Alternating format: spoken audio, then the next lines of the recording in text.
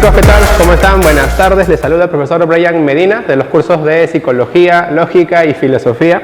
Y el día de hoy, bueno, vamos a dar resolución a las preguntas que vinieron en el examen de admisión, el primero de la semana. A ver, conmigo. La primera pregunta que vamos a ver ya tiene que ver con el curso de Economía. En el examen vino más o menos la pregunta 79 y tiene que ver con lo siguiente. Dice así: en Perú, el INEI informó que durante el primer trimestre del año 2022, la población con subempleo visible disminuyó en 17.9%, mientras que la de subempleo invisible aumentó en 13.6%.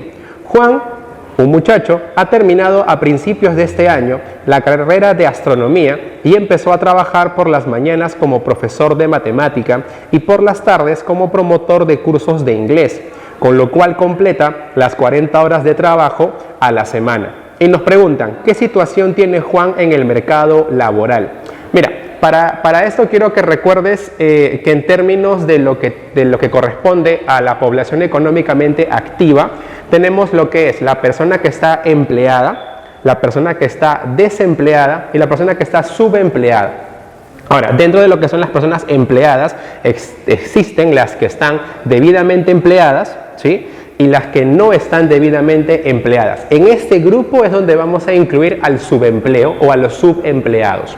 Entonces, una persona debidamente empleada es aquella persona que se encuentra desarrollándose económicamente, pero bajo el conjunto de funciones, conocimientos, herramientas y habilidades que desarrolló en una forma técnica, universitaria, profesional, de forma general. Quiero que te prestes atención en el tema de que este es un muchacho que ha estudiado astronomía, pero ¿qué es lo que está pasando? Que este chico, ¿qué hace? ¿Se dedica a ser astrónomo? No, este chico se dedica a enseñar matemática y a promover cursos de inglés. Es decir, ¿se dedica a ser astrónomo? No. Por lo tanto, ¿está empleado adecuadamente? No. Así que vamos a decir que él es un desempleado, tampoco. Él es un subempleado. La pregunta es, ¿qué tipo de subempleo es? ¿Es un subempleo visible o invisible? Recuerda que la denominación de subempleo visible o invisible hace referencia a aquello que podemos contabilizar nosotros. Entonces, ¿qué es lo que de verdad se puede contabilizar? Bueno, la cantidad de horas que trabaja una persona. Y aquello que escapa un poco al conteo económico es la cantidad de ingreso o la remuneración. Por eso vamos a tener lo que es un subempleo por horas y un subempleo por ingreso. En nuestro caso, nos han dicho que este estudiante, que este egresado de la carrera de astronomía, él está trabajando cubriendo unas 40 horas semanales. Por lo tanto, él se convierte en un subempleado visible, ¿sí? Porque podemos cuantificar las horas, ¿ya? Entonces, en la 79 la respuesta sería que el amigo Juan es un subempleado visible. Sigamos con la siguiente pregunta 80. Dice, indique la alternativa que corresponde a la respuesta correcta. Dice, una de ellas pertenece a un tipo de inflación. Y si ves las alternativas, dice inflación por riesgo, inflación de ingresos, inflación de negocios, inflación por costos e inflación de monopolio. Y probablemente te haya generado un poco de confusión porque la mayoría conoce el término de inflación, hiperinflación, inflación galopante y demás, ¿no? Sin embargo, existen lo que se llaman los factores de inflación. Y dentro de estos factores está uno, el factor especulación, o lo que se llama inflación por especulación, cuando se asume que va a haber inflación, o sea, va a haber aumento de los precios, pero todavía no se ha dado. Bueno, eso no está en las alternativas.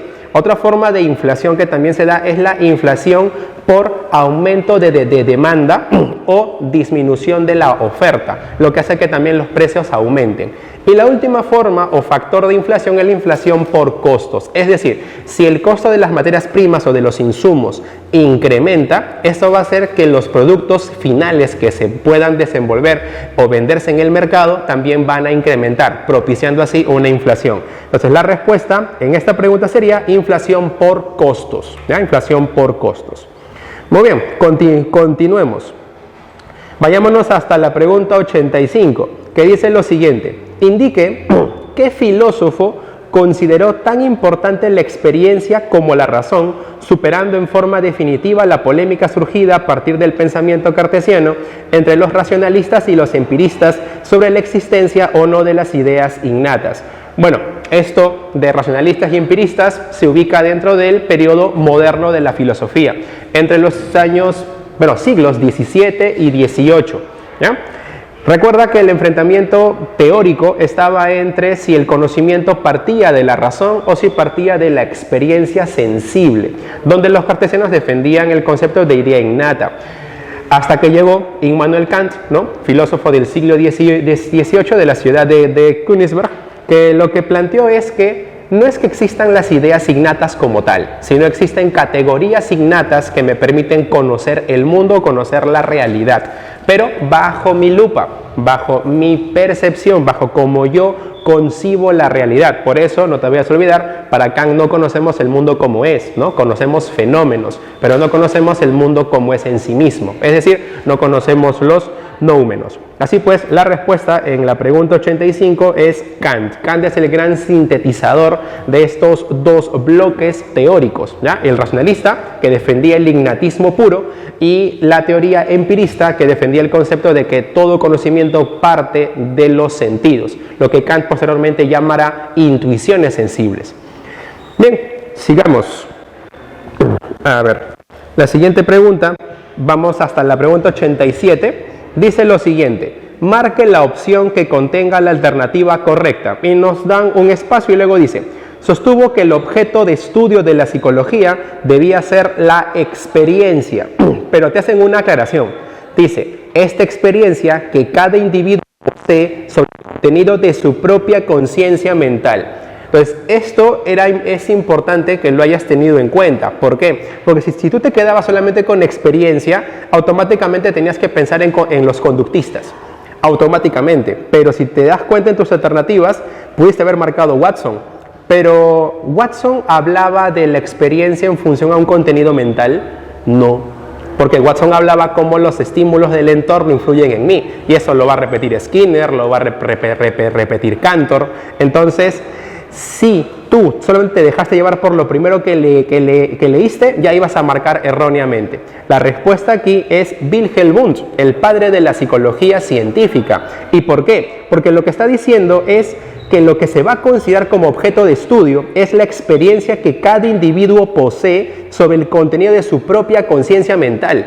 Y eso es Wundt, porque no hay otro psicólogo que haya planteado una experiencia mental, ni siquiera los funcionalistas, porque no te olvides que el funcionalismo te va a decir que lo que importa es cómo yo funciono en la realidad, concepto de adaptación. No le interesa tanto qué es lo que pasa en tu mente, sino cómo yo, a partir de mi desarrollo cerebral, me adapto a mi entorno. De ahí vendrá, puede que me digan: profe, pero también está la Gestalt. Sí, pero en la Gestalt la experiencia es una cosa y la percepción es otra. El concepto de experiencia de la conciencia mental solamente lo planteó Wundt. Entonces la respuesta aquí sería Wilhelm Wundt. Bien, continuemos. De aquí pasamos hasta la pregunta 92. Vamos a ver. En la pregunta 92 dice lo siguiente: marque la alternativa que contenga la respuesta correcta, y otra vez nos dan un espacio y dice: es reconocido por romper con el uso de la mitología para explicar el mundo y el universo, también considerado el iniciador de la especulación científica, así como la filosófica griega y occidental. Bueno, aquí no hay mucho que reflexionar, creo yo, porque estamos hablando del paso del mito al logos, algo que ya el filósofo Comfort explicaba como el origen de la filosofía en Grecia. Este paso del mito al logos siempre, esto lo pueden ver en Comfort, lo pueden ver en, ¿cómo se llama este señor? Avellano, lo pueden ver en Rossini. ¿Ellos qué van a decir? Ellos van a hablar, incluso Giovanni Reale, ¿ya? Van a decir que el primero en salir del mito y utilizar la razón para explicar la realidad fue el filósofo Tales de Mileto. De ahí que a Tales también se le denomine padre de la filosofía. Pero ten en cuenta que el paso del mito al logos es eso, es un paso. ¿Déjame ver? O sea, es un saltar a otra explicación, no es un eliminar la explicación anterior. Es decir, mito y filosofía convivían, por si acaso. Entonces, pregunta 92, respuesta Tales de Mileto. Y de ahí tenemos la pregunta 93, que dice, complete el siguiente enunciado. Otro espacio, muestra de manera ordenada todas las combinaciones posibles de los valores de las variables de una proposición compuesta con el objetivo de establecer su valor de verdad según corresponda. Bueno, esta pregunta ya tiene que ver con el curso de lógica y recordarás que existe un cuadro pequeñito donde colocamos las fórmulas proposicionales, donde establecemos, por ejemplo, supongamos que tenemos la forma María está cansada pero contenta. Entonces tenemos que María está cansada y María está contenta, formando la proposición P y Q. Y si quisiéramos saber si esa afirmación es verdadera o es falsa, o qué tipo de matriz establece, tenemos que crear una tabla de verdad. ¿Y qué es una tabla de valores de verdad? Pues es una tabla donde vamos a colocar cada una de las combinaciones de los valores de verdad de cada variable que forma parte de esta fórmula proposicional. ¿Ya? Entonces, en la pregunta 93, la respuesta sería las tablas de valor de verdad, o también llamadas tablas de Wittgenstein. Traemos las dos preguntas de actualidad que se pueden encontrar dentro del examen de admisión. La primera, que es la pregunta número 91, dice lo siguiente: en la actualidad, ¿cuántas bancadas existen en el Congreso de la República del Perú?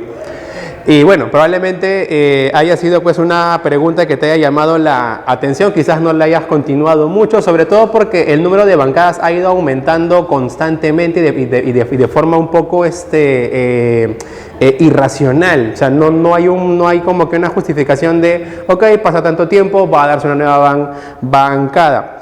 Si tú quisieras saber exactamente cuál es el número de bancadas que se está dando, tienes que entrar al portal del Congreso.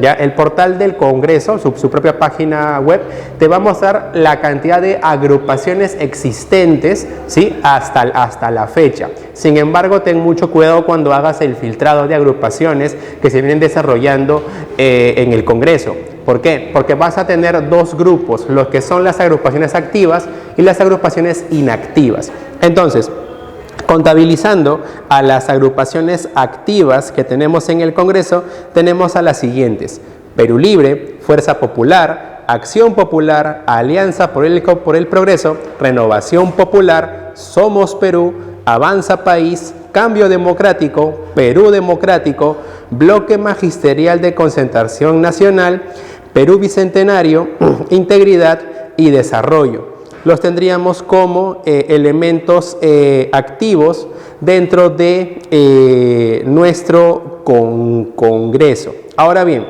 hay que tener en cuenta, ya con todo ello, que la pregunta hace referencia a cuántas bancadas existen ahora en el Congreso de la República, y pues la respuesta sería la E. Tenemos actualmente 12 bancadas, ¿sí?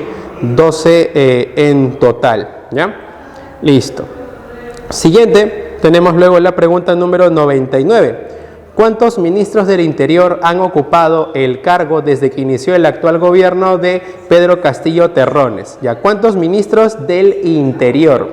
Bueno, para ello, ya vamos a contarlos en total. Vamos 4 ministros del Interior, chicos, ¿ya?